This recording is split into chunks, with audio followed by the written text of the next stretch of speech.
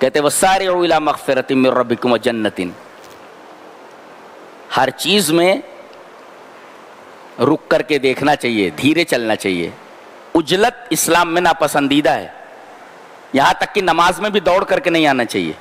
ابو بکرہ نماز میں دوڑ کر کے آئے تھے نا، نبی کریم صلی اللہ علیہ وسلم کا احساس ہو گیا، آپ نے فرمایا من السائی، یہ دوڑتا ہوا کون نماز میں شامل ہوا ہے؟ ابو بکرہ نے کہا اللہ کے رسول میں.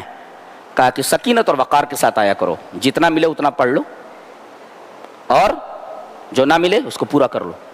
نماز تک میں سکینت ہے، آرام سے، لیکن یہ جنت میں پہنچنے کے لیے کوئی رفتار مقرر نہیں کی گئی.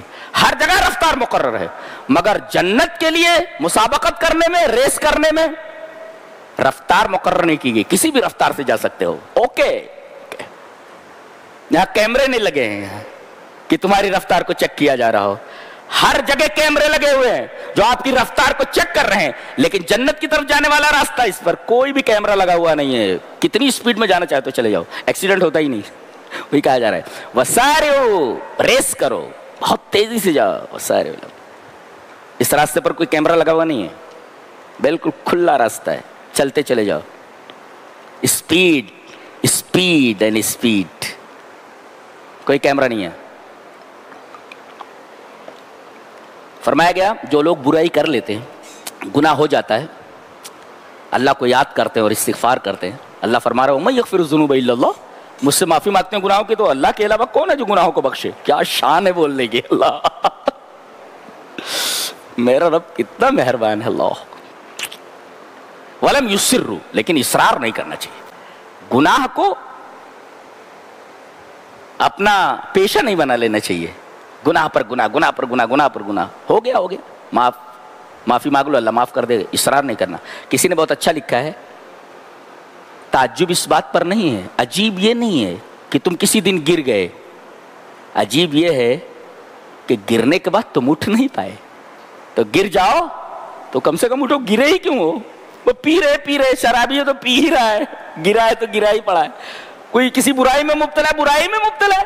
تو عجیب یہ نہیں ہے کہ تم کسی دن گر گئے، عجیب یہ ہے کہ تم گرنے کے بعد اٹھے کیوں نہیں. وہ کہا جا رہے ہیں.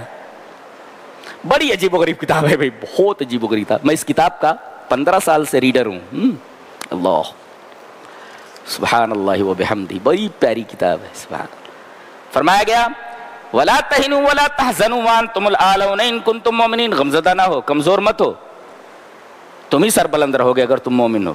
ایک مفسر نے لکھا ہے بقدر الایمان یرفعہ اللہ، جیسا ایمان آپ کا رہے گا اتنی بلندی آپ کو دی جائے گی، جتنا ایمان کم ہوگا اتنی آپ کو پستی دی جائے گی.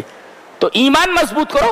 بمقدار الایمان یرفعہ اللہ، ایمان کے بقدر آپ کو اٹھایا جائے گا، بلند کیا جائے گا. آگے ایک بات کہی جا رہی ہے وَتِلْكَ الْأَيَّامُ نُدَاوِلُهَا بَيْنَ النَّاسِ، یہ ایام ہیں، ہم ان کو پھیرتے رہتے.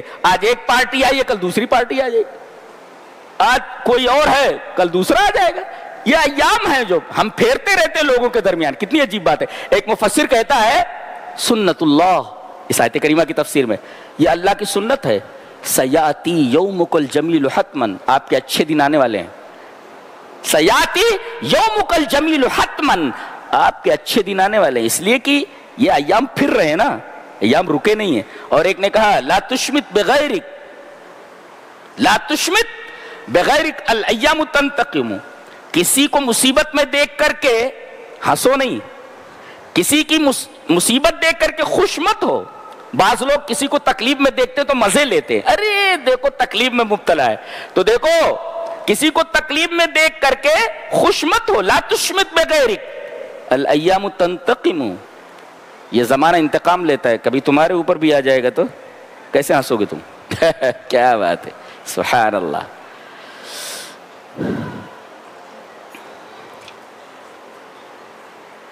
اس کے بعد کہا گیا فآتاہم اللہ ثواب الدنیا، ہم نے ان کو دنیا میں بدلہ دیا، وحسن ثواب الآخرہ، اور آخرت کے ثواب کا حسن دیا. دنیا میں ثواب دیا اور آخرت میں حسن ثواب دیا. دیکھو دنیا کے اندر بدلہ دینے کی بات آئی تو حسن نہیں کہا گیا، لیکن آخرت کے ثواب دینے کی بات آئی تو حسن کہا. اس کا مطلب دنیا میں جتنی چیزیں نعمتیں مل رہی ہیں وہ حسین نہیں، اچھی نہیں ہیں. جنت میں آؤ، ساری نعمتیں انتہائی حسین ہیں. اسی وجہ سے دنیا کے بدلے کی بات آئی تو وہاں حسن نہیں ہے، بلکہ جہاں آخرت کی بات آئی وہاں حسن ہے. گویا کہ جنت کی نعمتوں کے مقابلے میں یہاں کی جتنی نعمتیں ہیں سب کی سب حسین کہنے کے لائق ہی نہیں ہیں، حسین نہیں کہا جا سکتا ان کو. اللہ اکبر. تو حسین چیزوں کی طلب میں لگ جاؤ. کیا بات، سبحان اللہ.